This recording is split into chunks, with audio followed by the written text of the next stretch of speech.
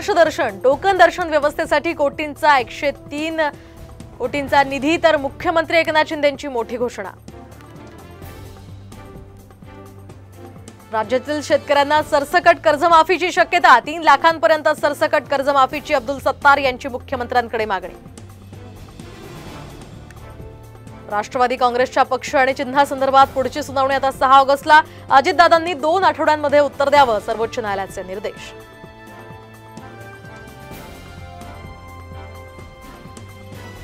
कल्याणमधील पाणी समस्येसंदर्भात मनसे आक्रमक। केडीएमसी कार्यालयामध्ये मडकं फोडत अधिकाऱ्यांना दिले गाजर आणि फेअर अँड लवली।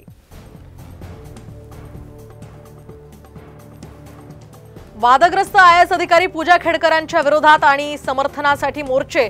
संभाजी ब्रिगेडनं केली बदलीची मागणी तर ओबीसी संघटनांकडून समर्थन।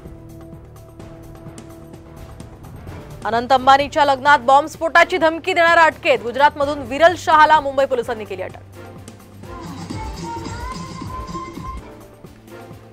गडचिरोलीतील आरोग्य व्यवस्थेचं विदारक वास्तव। मुलीच्या उपचारासाठी वडिलांचा पुरातन प्रवास। वडिलांनी जीव धोक्यात घालून गाठलं रुग्णालय।